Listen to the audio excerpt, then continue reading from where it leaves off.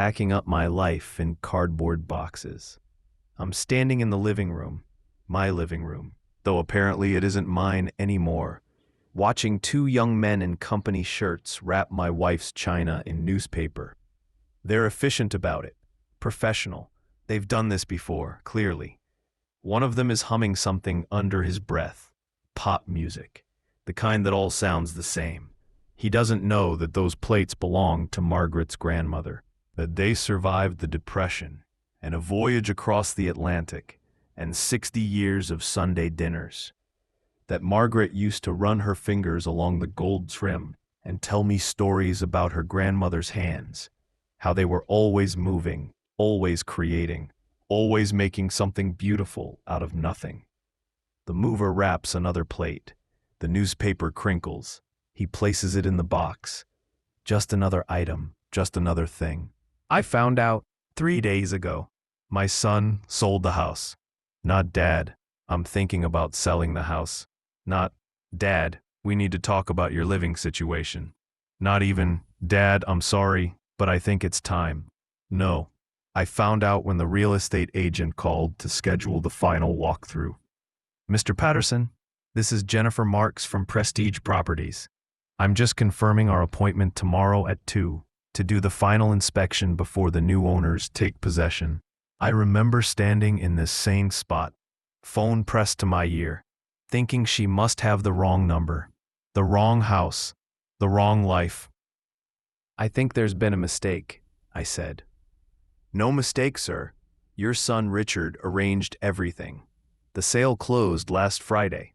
We just need to make sure the property is vacant by the end of the month. That's in 4 days. 4 days to pack up 37 years. 4 days to say goodbye to every room where my life happened. 4 days to understand how I became someone whose own son could sell his childhood home without a conversation. Richard called that evening. Not right away. Not immediately after I left him 6 increasingly frantic voicemails. No, he called at 8:30, after his work day, after his commute, after whatever else was more important than his father's confusion and panic and rage. Dad, I got your messages. His voice was calm, measured, the voice he probably uses in board meetings. You sold the house. Yes, I did. I was going to tell you. When, Richard? When were you going to tell me? After the movers came? After strangers were living in your mother's kitchen? A pause. I could hear him breathing, collecting himself, preparing his arguments. Dad, we've talked about this. The house is too big for you. The maintenance alone. Do you know what the new roof is going to cost? The plumbing? The foundation has cracks. It's not safe. It's my house. Actually, he said, and I could hear the lawyer in him, the part that deals in facts and documents and things that hold up in court. It's not. Not anymore. When you signed the power of attorney last year, you gave me the authority to help me, to pay bills, not to sell my home, to make decisions in your best interest. And this is in your best interest. The market was right. The buyers were offering asking price, cash. Do you know how rare that is? I sat down. My legs suddenly couldn't hold me. This isn't about the market, Richard. Dad, this is about your mother. This is about you. This is about every memory, every moment, every piece of who we were. This is about your childhood bedroom where I read you stories every night. This is about the kitchen table where we... Dad, stop. Just stop. His voice had changed. Harder now, impatient. It's a house. It's wood and drywall and old pipes. It's not Mom. Mom is gone. And holding on to a building isn't going to bring her back. I should have hung up. Should have thrown the phone across the room. Should have done something other than sit there, silent, while my son reduced my life to wood and drywall. Instead, I asked the only question that mattered. Where am I supposed to go? I found you a place. Assisted living. Meadowbrook Senior Community. It's very nice. They have activities, a full-time nurse, chef-prepared meals. You'll have your own apartment, well, a studio, and You put me in a home. It's not a home. It's a community. It's safe. It's what you need. What I need? What I need is my house. What I need is to wake up in the bedroom where I slept next to your mother for 35 years. What I need is... What you need is to face reality. You're 74 years old. You can barely manage the stairs. Last month you forgot to turn off the stove. Twice. Mrs. Chen next door called me, worried. You're not safe there anymore. I'm fine. You're not fine. You're stubborn. There's a difference. We didn't say goodbye after that.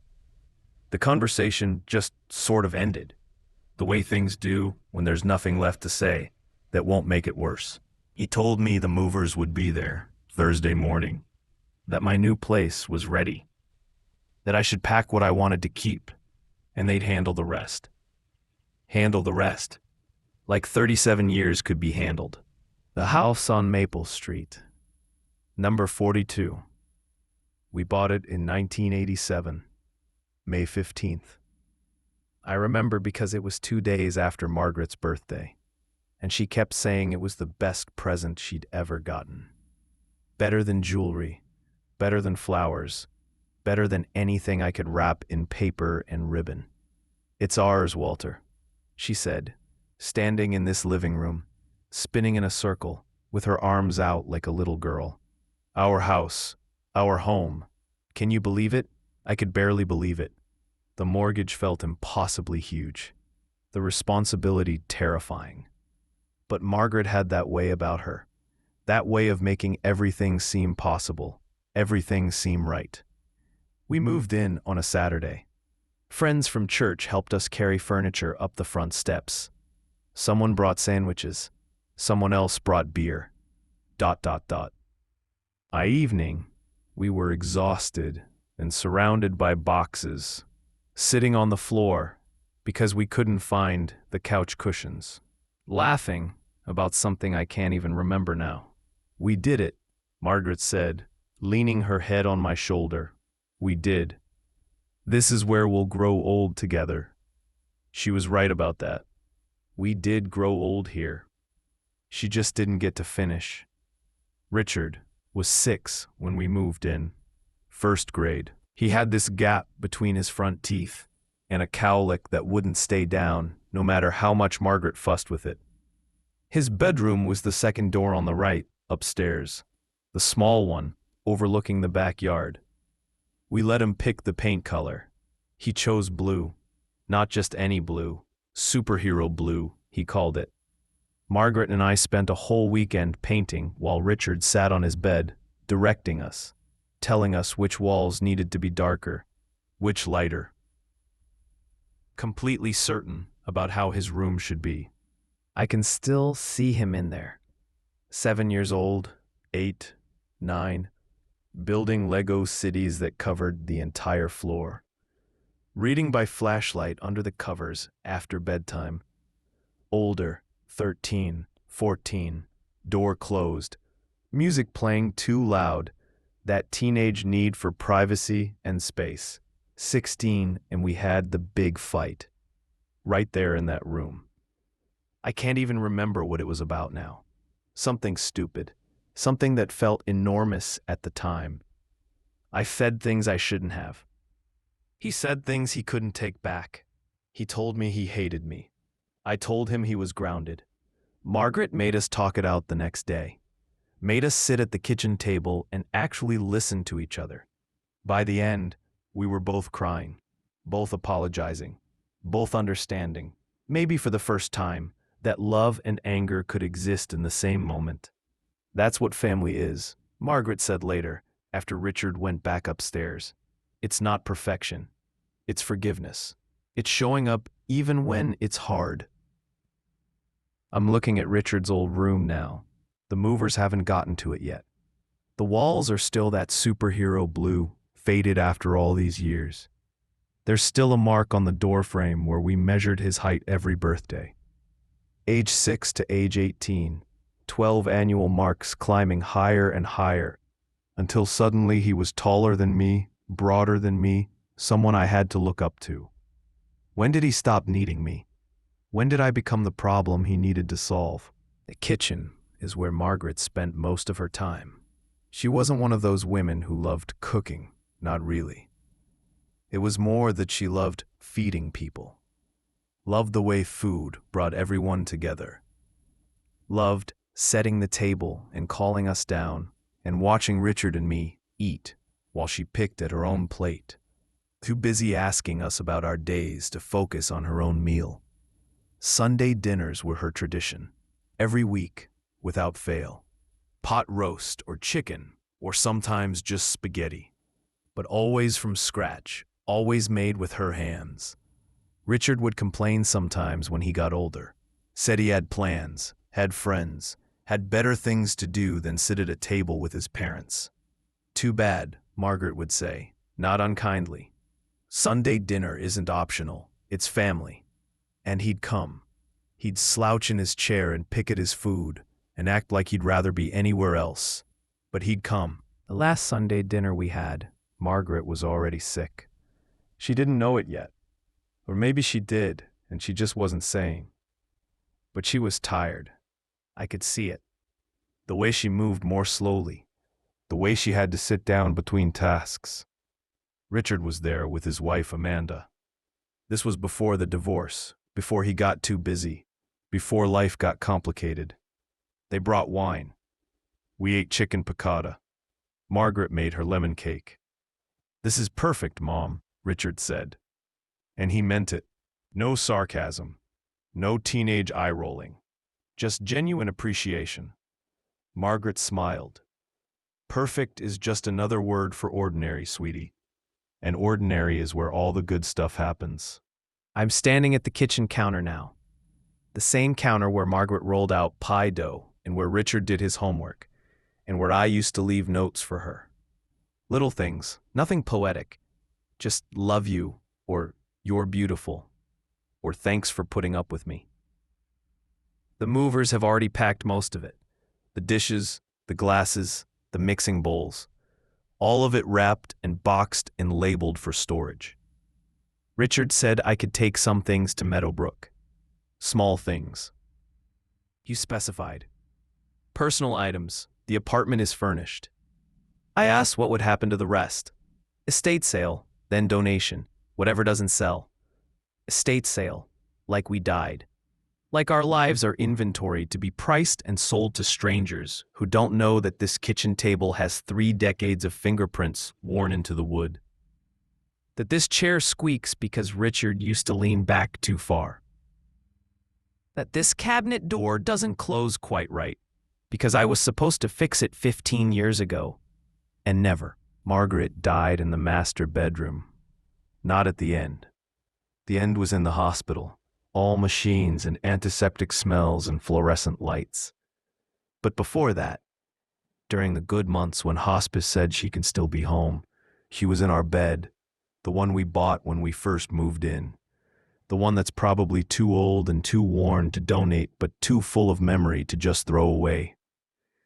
I slept next to her those nights, lying on top of the covers because she was always cold and needed extra blankets. I'd hold her hand. We didn't talk much. What was there to say? We'd had 41 years of conversations. We knew each other's stories, knew each other's thoughts. Sometimes she'd wake up in the middle of the night, confused about where she was. The medication did that, made her foggy, made her forget. "Walter," she'd whisper, "I'm here. Are we home?" "We're home, sweetheart, we're home." And she'd squeeze my hand and go back to sleep. The night she died, the real end, in that hospital room, I was holding her hand the same way. Richard was there too, sitting in the chair by the window. He'd flown in that morning, took time off work. That was before he got so busy, before the promotion, before everything became about the next deal, the next client, the next opportunity. Margaret opened her eyes, looked at me, really looked at me, clear and present in a way she hadn't been for weeks. "Take care of him," she said. I thought she meant Richard. I nodded. "I will." and let him take care of you. Then she looked at Richard. Don't forget, she said. Don't forget what matters. Those were her last words. Don't forget what matters. I wonder if Richard remembers. I wonder if he thinks about that moment when he's signing papers and arranging sales and making decisions about what's best for me. I wonder if he knows he's forgotten. The movers are upstairs now. I can hear them walking around, opening closets, wrapping things. One of them laughs at something. The sound echoes. This house used to be full of sounds. Margaret humming while she cooked. Richard's music bleeding through his bedroom door. The creak of the third step from the top that we never fixed. The way the wind would rattle that one loose window in the bathroom. Now it's just hollow, empty, like it's already a memory. The younger mover, the one who was humming earlier, comes downstairs with a box. He sees me standing here and pauses. You doing okay, sir? I almost laugh. Okay, what a word. Fine, I say. I'm fine. He nods, but he doesn't look convinced. He's maybe 25. Probably has parents still. Probably can't imagine standing in his childhood home, watching strangers dismantle it. This your house? He asks. Was. How long? 37 years. He whistles low. Man, that's a long time. Not long enough. He shifts the box in his arms, uncomfortable now. He wants to say something comforting, I can tell. Something about how it's just a house, or how memories aren't in the walls, or some other well-meaning platitude that people say when they don't know what else to offer. But he doesn't. Instead, he just nods again and carries the box outside. I appreciate that. The silence. The acknowledgement that some things don't have comforting words. There's a photo in my wallet. I've carried it for 15 years. It's from Richard's wedding. He's standing with Margaret, her arm through his, both of them smiling. He's in his tux, looking so grown up, so far from that gap-toothed kid in the superhero blue room. Margaret's in her mother of the groom dress, the lavender one she spent 3 months finding. She looks happy. Richard looks happy. I look at this photo sometimes and try to figure out where we lost it. That happiness, that connection, that sense that we were all on the same team. Was it after Margaret died? Was it before? Was it gradual? Or was there a specific moment when my son stopped seeing me as his father and started seeing me as a responsibility? Maybe it was when I got older, when I started forgetting things, when I became less capable, less independent, less of the man who could fix anything, and more of the man who needed things fixed for him. Maybe Richard thinks he's helping. Maybe in his mind selling the house and moving me to Meadowbrook is an act of love, protection, care. Maybe he's right.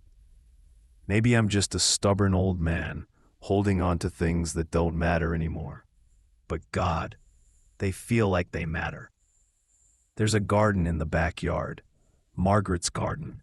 She started it the second summer we lived here, planted tomatoes and herbs and flowers, whose names I never could remember. She'd spend hours out there. Hands in the dirt, sun on her face, completely at peace. This is my therapy, she'd say when I'd ask why she spent so much time with plants that would just die come winter. Therapy?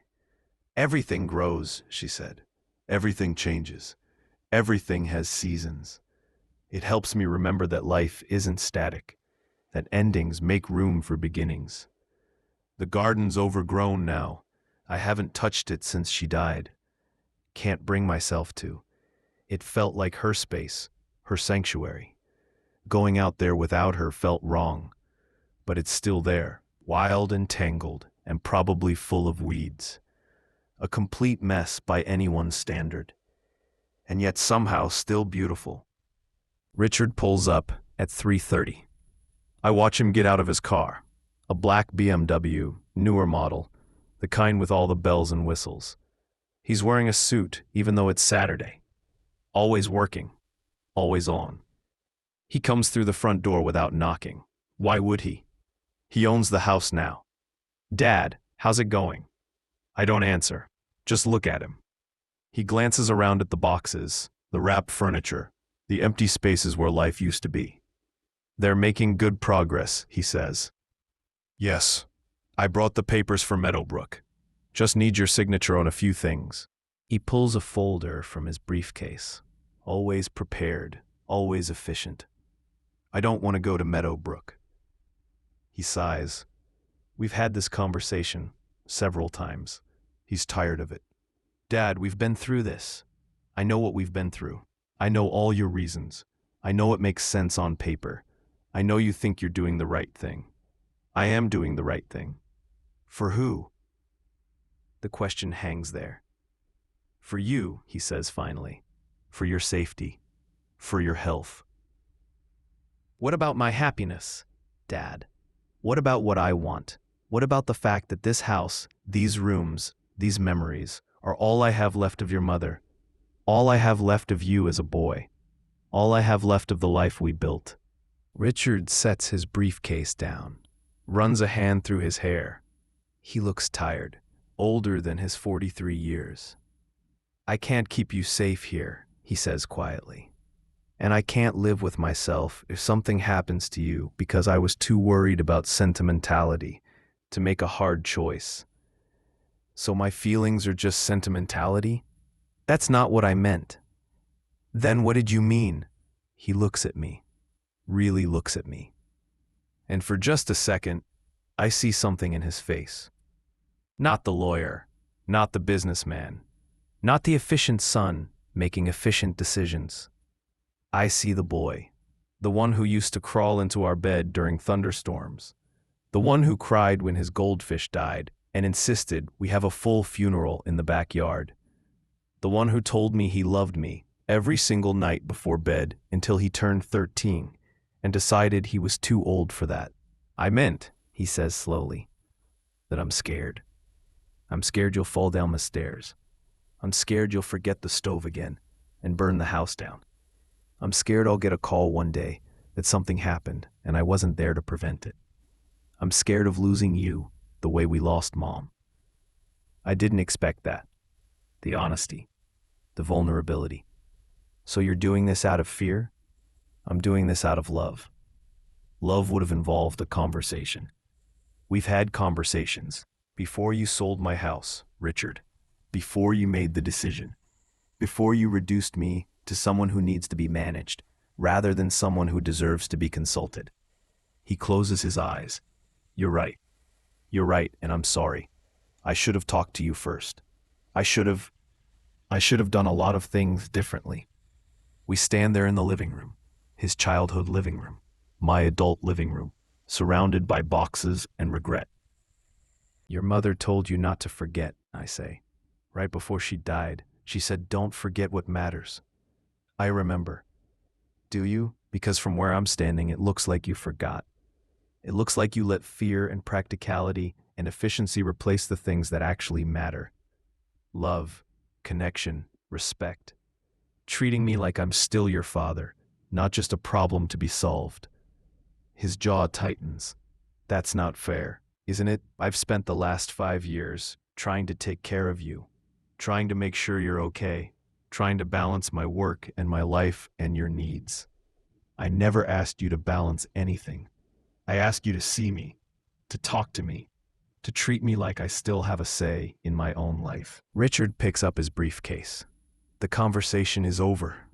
I can see it in his posture, the way he's already retreating back into the armor of efficiency.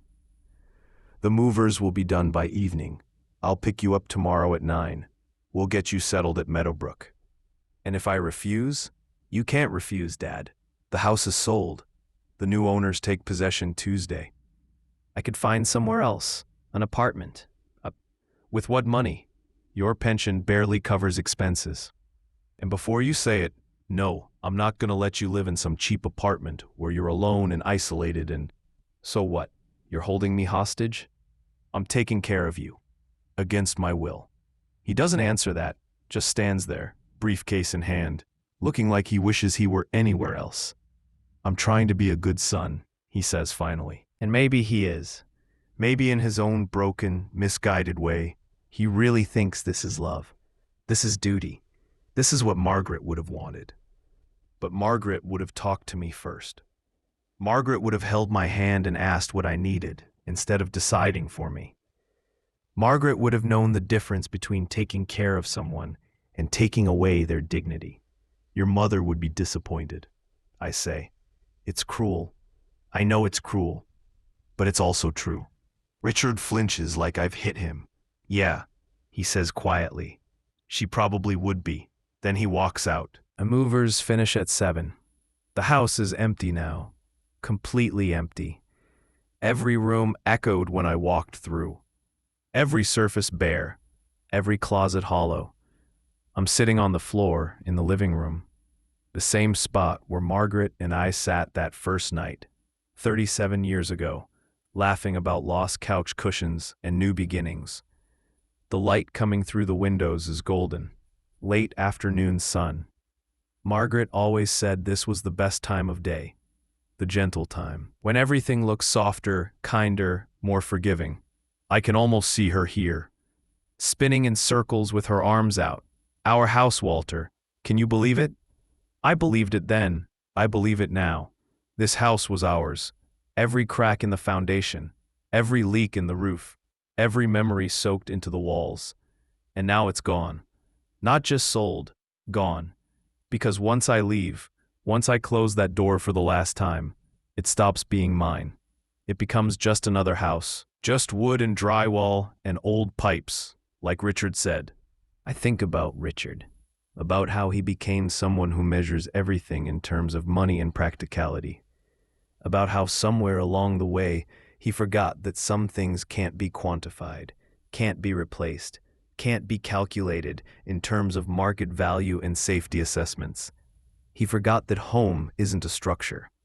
It's a feeling, a connection to the past and the people we've loved, and the versions of ourselves we used to be.